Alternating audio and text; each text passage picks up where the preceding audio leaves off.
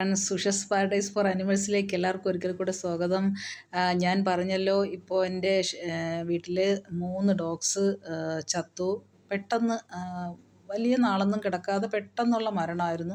അപ്പോൾ ഞാൻ പറഞ്ഞല്ലോ, ഈ മഴ സമയത്താണ് വൈറസിൻ്റെ ഒരു ഉപദ്രവം കൂടുതലായിട്ട് വരുന്നത്. ചൂട് സമയത്ത്, വെയിൽ സമയത്താണെങ്കിൽ ചെള്ള്, ടിക്ക് ഇതിൻ്റെ ഉപദ്രവം. അപ്പോൾ ഇത് കഴിഞ്ഞ് പെട്ടെന്ന് തണുപ്പിലേക്ക് വരുമ്പോൾ അതിൻ്റെ ഒരു ക്ഷീണം നിൽക്കുന്ന സമയത്ത് വൈറസും കൂടി ആകുമ്പോഴാണ് പട്ടിയൊക്കെ രണ്ടും കൂടെ താങ്ങാൻ പറ്റാതാവും. മറ്റേ അസുഖവും കാണും ബോഡിയിൽ, അതിൻ്റെ കൂടെയാണ് ഈ വൈറസിൻ്റെ ഒരു ഉപദ്രവവും. ഇത് രണ്ടും കൂടി ആകുമ്പോഴാണ് പെട്ടെന്ന് പെറ്റ്സ് മരണപ്പെടേണ്ടതെന്ന് എൻ്റെ ഇത്രയും കാലത്തെ അനുഭവത്തിൽ നിന്ന് എനിക്ക് തോന്നുന്നതാണ്.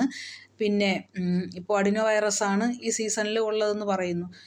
ഇനി നമ്മൾ ഇതിൽ നിന്ന് റിക്കവർ ചെയ്യാൻ ഒരുപാട് ഞാൻ കുറേയൊക്കെ മരുന്ന് ചെയ്തു. അപ്പോൾ പിന്നീട് രക്ഷപ്പെടില്ല എന്ന് പലരും അനുഭവസ്ഥർ പറഞ്ഞതുകൊണ്ട് എന്നെക്കൊണ്ട് പറ്റില്ല. എങ്കിലും ഞാൻ പിന്നെ അതിനുവേണ്ടി പൈസ മുടക്കാനായിട്ട് ഞാൻ നിന്നില്ല. കാരണമെന്ന് വെച്ചാൽ അങ്ങനെയാണെങ്കിൽ അത് നമ്മൾ കടമാക്കിയിട്ട് കാര്യമില്ലല്ലോ.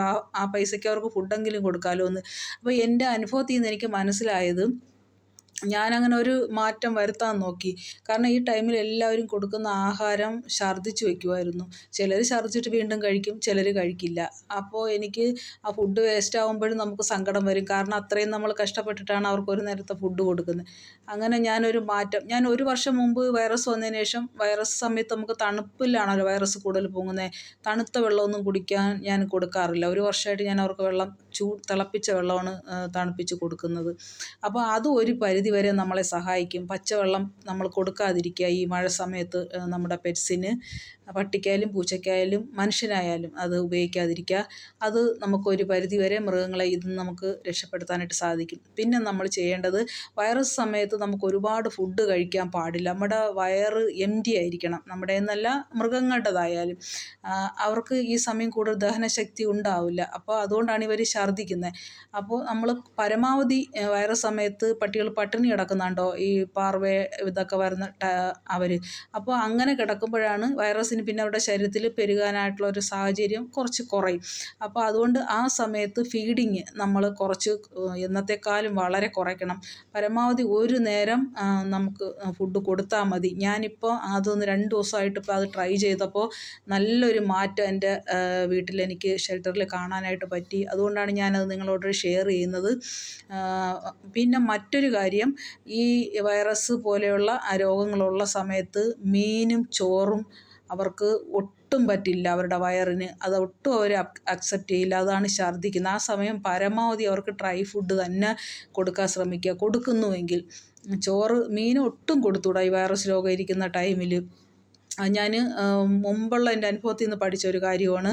അതുപോലെ പാല്, നമ്മളൊന്നും കഴിക്കാതിരിക്കുന്നതിൽ അല്പം പാല് കൊടുക്കാമെന്ന് പറഞ്ഞ് പാല് കൊടുക്കും.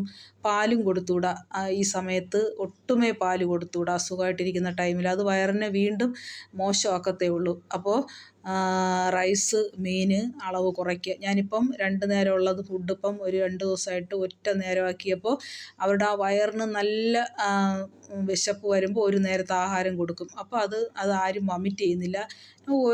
ഒരല്പം വമിറ്റ് ചെയ്ത് തന്നെ ഒരു പ്രാവശ്യം. അത് കഴിഞ്ഞപ്പോൾ ആർക്കും വലിയ വിഷയമില്ല. അപ്പം ഒരു എന്തോ ഒരു ആശ്വാസം, ഇനി ആരും ചാവില്ല. ആ ഒരു ചാകാൻ വേണ്ടി നിന്ന 1-2 പേരൊക്കെ ചെറിയ മാറ്റത്തിലോട്ട് കണ്ടിട്ടുണ്ട്. നല്ല ആക്റ്റീവായിട്ടിരുന്നവരാണ് പെട്ടെന്ന് ചത്തത്. എന്നാൽ ഇത്തിരി സീരിയസ് ആയിട്ട് കിടന്നവരൊക്കെ റിക്കവർ ചെയ്തിട്ടുണ്ട്. അപ്പോൾ ഈ വെള്ളം, ഫുഡ് ഇത് രണ്ടും നമ്മൾ ശ്രദ്ധിക്കണം. പിന്നെ ഒരുപാട് മരുന്ന് നമ്മൾ ഈ സമയം കൊടുക്കാൻ ശ്രമിക്കരുത്. അപ്പോൾ അവർ കൂടുതൽ വമിറ്റ് ചെയ്ത് അവരുടെ വയറ് കേടാവും.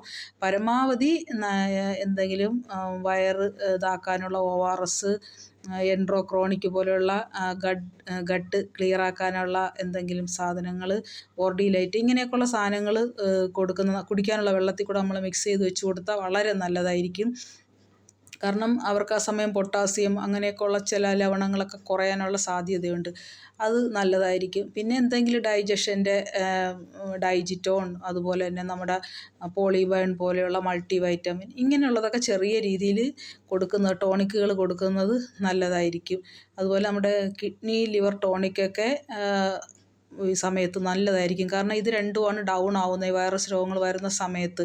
അപ്പോൾ അതുകൊണ്ട് അതിനെ ബൂസ്റ്റ് ചെയ്യാനുള്ള ടോണിക്കുകൾ നല്ലതായിരിക്കും. പക്ഷേ എല്ലാം കൂടെ ഒരു ദിവസം നമ്മൾ കൊടുക്കാനായിട്ട് ശ്രമിക്കരുത്. ഒരു ദിവസം ഏതെങ്കിലും രാവിലെ വൈകുന്നേരമോ ചെറിയ അളവിൽ കൊടുത്താലും മതി. ഒരുപാട് അളവിലായാലും അവർ വൊമിറ്റ് ചെയ്യാൻ സാധ്യതയുണ്ട്. അപ്പോൾ ചെറിയ അളവിൽ കൊടുക്കുന്നതും നല്ലതാണ്. ഇതെല്ലാം ഒന്ന് ശ്രദ്ധിച്ചാൽ നിങ്ങളുടെ പെറ്റ്സിനെ മരണത്തിലോട്ട് പോകാതെ നമുക്ക് സൂക്ഷിക്കാൻ പറ്റും. അതുപോലെ തന്നെ നനവ് കൂടുതലില്ലാത്ത ഡ്രൈ ആയ പ്ലേസിൽ കിടത്താനും നമ്മൾ ശ്രദ്ധിക്കുക. അപ്പോൾ ഇത്രയും കാര്യങ്ങൾ എല്ലാ മൃഗസ്നേഹികളിലും ഒരു അറിയിപ്പായി ഇതെൻ്റെ അനുഭവത്തിൽ നിന്ന് ഞാൻ പറയുന്നതാണ്. ഞാൻ ഡോക്ടർ ഒന്നുമല്ല, പക്ഷേ എൻ്റെ ഇത്രയും കാലത്തെ അനുഭവത്തിൽ നിന്ന് ഞാൻ പറയുന്ന കാര്യവും ഞാൻ അനുഭവത്തിൽ ചെയ്ത് വിജയിച്ചതായ കാര്യങ്ങളും കൂടിയാണ് ഞാൻ ഈ പറയുന്നത്. അപ്പോൾ അത് എല്ലാവരുടെ ശ്രദ്ധയ്ക്കായിട്ട് സമർപ്പിച്ചുകൊള്ളുന്നു. Thank you.